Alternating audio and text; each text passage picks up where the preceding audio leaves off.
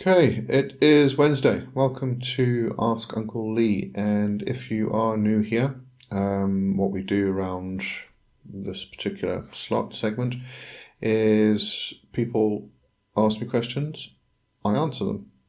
Well, to the best of my ability anyway. So if you do have any questions, anything you're pondering, anything you want a different perspective on, maybe, different idea from someone else that can help you determine your own response to that question, then just throw the question in the comments and I'll add it to the list. But let's get started with this week's questions. Join me over on Patreon, where you will find all of my books, services and courses in the shop, blog posts, and the various tiers which you can explore. You can get magical training in the Temple of the Horned Serpent First Degree, and joining as a free member gets you started with that, or explore the Magical Journal and the Egregore Project. Hope to see you there. Alright, so the first one is this one here, which is from Carminanti, I think that's 5865. Let me just do this. I might be able to see it better. There we go. Yes, 5865. Alright, can the continuous relation with a spirit change your personality and you begin to be more like the entity, or you work usually with spirits who are more like you? This actually becomes quite interesting because, yes, it definitely can. It's a bit like, I'm always talking about frequency, vibration, resonance. So, if you want to bring yourself into a particular state in order to accomplish a specific goal, then you might call on the spirit or an element. It may be the elements or planetary forces, whatever it is, but you may call on a demon or a spirit that has the particular frequency that you need in order to accomplish this goal. And then what you do is you envelop yourself in that particular energy, and after a while your own frequency changes and starts to resonate at the same frequency, like having two tuning forks, and you knock one so it starts vibrating, and eventually the second one will start vibrating at the same frequency. They will resonate together, they'll come into resonance. And this is the principle here, is that you are bringing yourself into resonance. So if you are continually working with the same particular energy, what's going to happen is your own frequency is going to eventually adjust, because normally we call the energy, we resonate with that energy, we do the thing, we give a license to depart, or whatever terminology we want to use there. And then our own natural, we come back to our own natural state, our own natural frequency. So we're no longer vibrating at that particular frequency. But if you are working with something continually over a long period of time, then your own natural frequency is probably going to alter to suit that, because you kind of continually vibrating at that frequency that you are resonating with. So yes, you're probably going to alter and change.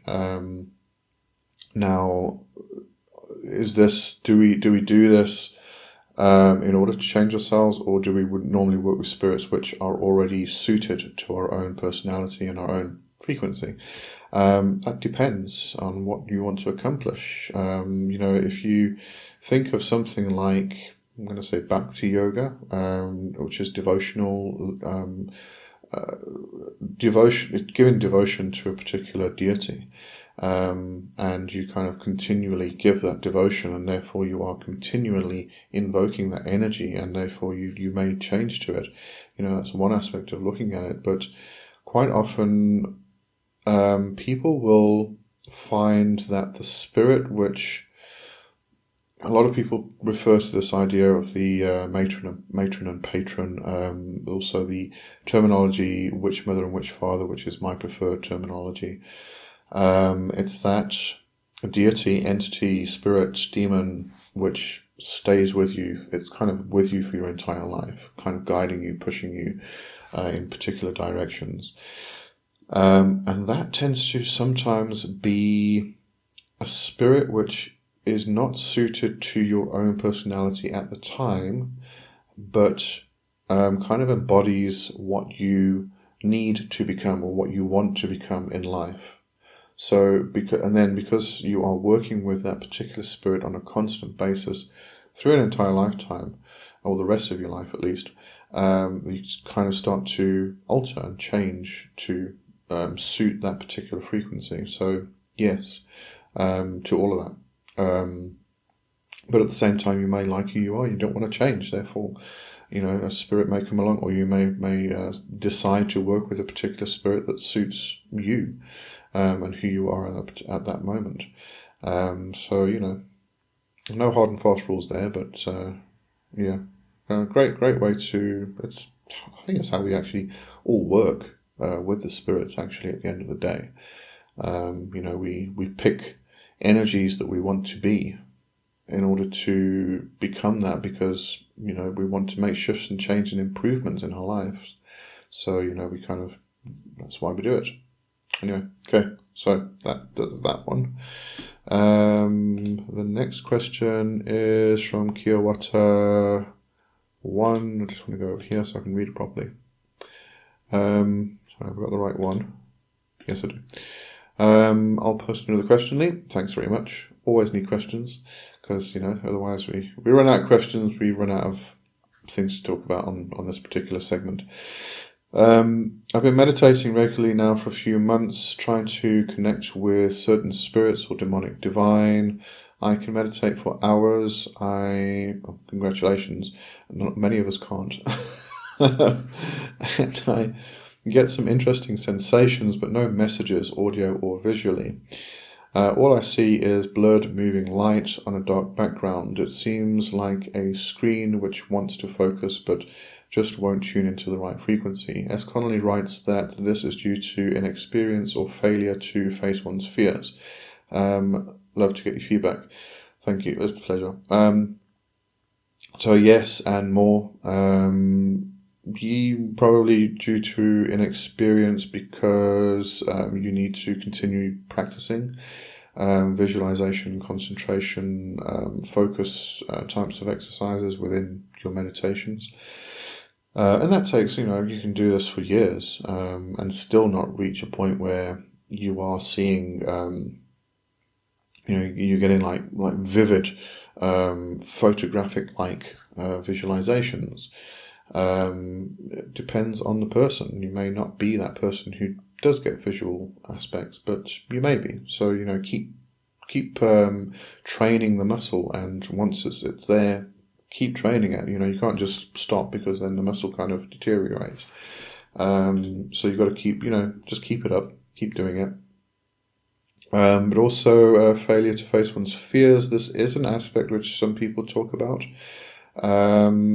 And it's probably, in my interpretation of this, it's because you kind of hold yourself back because of the fear. If you remove that fear, then you kind of throw yourself in, and you're immersed in the particular thing, which then enhances the visualizations. But the idea here that was particularly mentioned by S. Connolly, to the best of my knowledge anyway, is that if you have a fear, it kind of muddies the waters almost, and you don't get proper visualization. But again, coming back to, sometimes it's just a muscle that we need to exercise in order to improve. And in so many instances, fear itself is very handy, and it's about breaking taboos, and breaking a taboo releases a lot of power. That's if you actually face your fears. That's you kind of go in and you kind of do it. You're still afraid. I mean, nothing wrong with being afraid. Absolutely nothing. I mean, that's our warning system, just in case anything goes wrong. So definitely nothing wrong with that. But yeah, I'm not sure. I would actually say that it's mostly due to just the need to continually exercise. The other part of this, though, is that you may not be an audio or visual person in that respect within the psychic senses. You say you get interesting sensations. The way I communicate with the spirits is through impressions, ideas, not physical sensations, but kind of mental sensations almost. So, that you might be getting the communication, but you're kind of ignoring that because you want the audio and visual communication. Don't ignore what's already there, what your natural abilities actually are. Take your natural abilities, work on them for a while. Once you're happy with that, and you're communicating and there's nothing wrong with it, then you can always go and work on your audio and visual aspects, and that does require visualization exercises. And I say visualization, you can improve your audio capacity through visualization exercises. And what I mean by this is, the typical example is, imagine an apple. View it in your mind's eye, and I'm going to link to the aphantasia video that I did a while back, just in case anybody does have aphantasia, to give you some alternatives to this, because not everybody can do this. But imagine an apple in your mind's eye.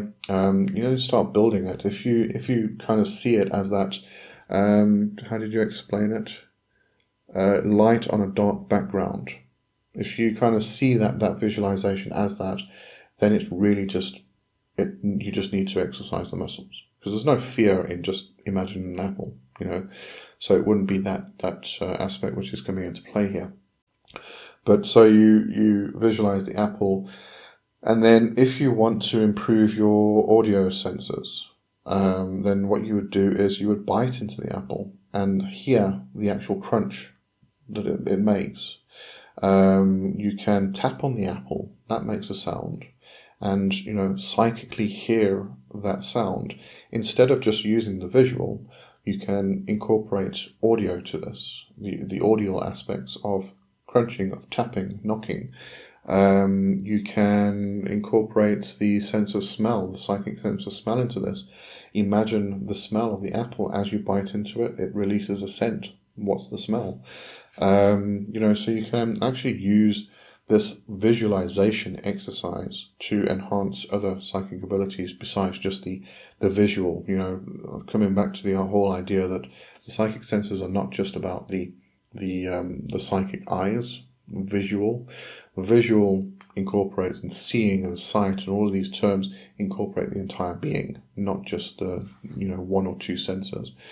So if you're having interest in sensations, I would recommend actually focusing on that for a while and forgetting about the audio and visual and seeing what's coming through, because you probably are getting a communication, but as I said, you're probably pushing it to the side, ignoring it, because you're expecting or wanting this other aspect of your psychic senses to come through. And these spirits are kind of sitting there going, hey, listen, you're not listening, come on. But you're just ignoring that part. So yeah, focus on that for a while. That would be my suggestion. Okay, so next question is from the trolls within my head. This is a good friend of mine, by the way. I love that name. Always loved that name. This was on TikTok, actually. Would you say that the Nefesh is the same as the inner child? I wouldn't know. The inner child is very much a psychological concept. The Nefesh is a spiritual, mystical, metaphysical aspect. The Nefesh is part of the soul. It's a soul part itself.